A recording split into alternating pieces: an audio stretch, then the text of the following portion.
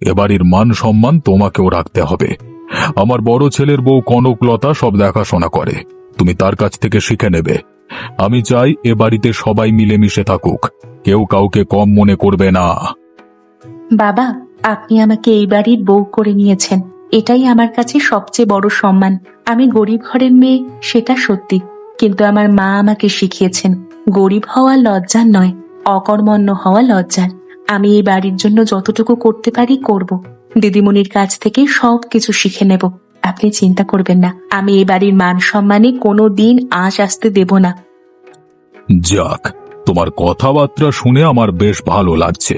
মনে হচ্ছে তোমার বাবা তোমাকে যথেষ্ট শিক্ষা দিয়েই পাঠিয়েছে, যদিও তোমার বাবার সঙ্গে আমার কথা হয়নি। আমার বাবা সারা জীবন পরিশ্রম করে আমাকে মানুষ করেছেন, সেই পরিশ্রমের শিক্ষাটা আমি ভুলিনি। আপনি আমাকে একটু সময় দিন, আমি প্রমাণ করব আমি এই বাড়ির যোগ্য। ভালো কথা বলেছ মা, চলো ভেতরে যাও, দাসী তোমাদেরকে ঘর দেখিয়ে দিচ্ছে। এই দাসী, কোথায় গেলে? বাবা, আপনাকে সকাল থেকেই চিন্তিত দেখছি। হিসেবের খাতা নিয়ে এত ভাবছেন কেন? গতকাল রাতেও আপনি খেতে বসেননি ঠিক মতো। মা বলছিল আপনার ঘুম হচ্ছে না কয়েকদিন ধরে। কিছু হয়েছে বাবা? আমাকে বলুন, আমিও তো এই সংসারের লোক। ব্যবসার কোনো সমস্যা হলে আমাকে জানানো উচিত। আমি তো আর বাচ্চা নই। আপনি আপনি একা একা সব বোঝা বহন করবেন, আর আমরা চুপ করে বসে থাকবো, এটা তো কখনো হয় না। কি বলবো তোকে অনিমেষ, হোটেলের ব্যবসাটা একদম মাটিতে নেমে গেছে। গত 3 মাসে যা লোকসান হয়েছে সেটা পুষিয়ে ওঠা কঠিন। কি বলছেন কি বাবা, তাই নাকি? হ্যাঁ, আমাদের পুরনো খদ্দেররা আর আসছে না, রান্নার মান পড়ে গেছে, কর্মচারীরা ঠিকমতো কাজ করছে না, তার উপর বাজারের নতুন নতুন দোকান খুলেছে, আর তারা আমাদের থেকে কম দামে খাবার বেচছে। আমার বাবার আমল থেকে এই হোটেল চলে আসছে, কিন্তু এখন মনে হচ্ছে আর টিকিয়ে রাখতে পারবো না। জমি বিক্রি করে লোকসান মেটাতে হচ্ছে, এভাবে আর কতদিন? বাবা, আপনি এত ভেঙে পড়বেন না। আমরা সবাই মিলে একটা উপায় বের করব। আপনার ছোট বউ সোনয়না কিন্তু খুব বুদ্ধিমতী, সে হয়তো কিছু পরামর্শ দিতে পারবে। তোর বউ, সে আবার কি বুঝবে ব্যবসার? বুঝে বুঝে আমি ওকে ব্যাপারটা বলবো, তারপর দেখবেন নিশ্চয়ই কোনো ব্যবস্থা করবেও। যতদূর আমি ওকে চিনেছি, নিশ্চয়ই কিছু একটা সুরাহা বের করবে।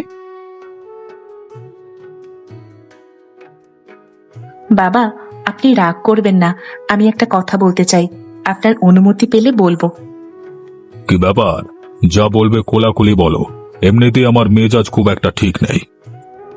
আমি জানি আমি গরিব ঘরের মেয়ে, ব্যবসা তেমন একটা বুঝি না হয়তো, কিন্তু আমার বাবা ছোটখাটো চায়ের দোকান চালাতেন। সেখানে আমি দেখেছি কিভাবে অল্প পুঁজিতে বেশি লাভ করা যায়। আপনার হোটেলে গতকাল গিয়েছিলাম, দেখলাম সেখানে অনেক কিছু বদলানো দরকার। রান্নার পদ্ধতি বদলাতে হবে, খরচ কমাতে হবে, আর খদ্দেরদের সাথে ব্যবহার ভালো করতে হবে। আপনি যদি আমাকে একটু সুযোগ দেন, আমি চেষ্টা করতে চাই হোটেলের হিসেবটা ঠিক করতে। তুমি হোটেলের দায়িত্ব নেবে? তুমি তো কোনোদিন ব্যবসা করোনি, কিভাবে সামলাবে এত বড় হোটেল? আমার বাপ ঠাকুরদার আমল থেকে চলে আসছে এই হোটেল, এটা কোনো ছেলে খেলা নয়। তোমার দিদিমণি কনকলতাও একদিন বলেছিল দায়িত্ব নেবে, কিন্তু শেষমেশ কিছুই করতে পারিনি। আমি ভয় পাচ্ছি তুমি মাঝপথে ছেড়ে দিলে আরো ক্ষতি হবে। বাবা, আমাকে মাত্র একটা মাস সময় দিন। 1 মাসের মধ্যে যদি কোনো উন্নতি আপনি না দেখেন, আমি নিজে থেকেই সরে দাঁড়াবো। কিন্তু আমি বিশ্বাস করি পরিশ্রম করলে ফল পাওয়া যায়। আমার বাবা বলতেন, ভাগ্য তাকেই সাহায্য করে যে নিজে চেষ্টা করে। আমাকে একটু বিশ্বাস করুন বাবা। আচ্ছা, চেষ্টা করে দেখো, কিন্তু কোনো বড় পরিবর্তন করবার আগে আমাকে জানাবে।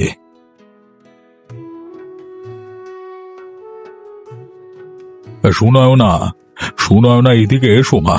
আমি তোমাকে যে কি বলবো, তুমি তো জাদু করে দিয়েছো আমার হোটেলে। গত 2 মাসে যে পরিমাণ লাভ হয়েছে সেটা গত 2 বছরেও হয়নি। কেন বাবা, কি হয়েছে? খদ্দেররা আবার ফিরে আসছে, নতুন খদ্দের আসছে। তুমি যে রান্নার পদ্ধতি বলে দিলে, নতুন পদ রান্নার জন্য আনলে, সেটা দারুণ কাজে দিয়েছে। আমার বাবা বেঁচে থাকলে আজকে কত খুশি হতেন। তুমি সত্যি এবারে লক্ষ্মী মা, তোমাকে ছোট করে দেখেছিলাম, সেটা আমার ভুল ছিল। তোমার মতো বউ পেয়ে অনেক।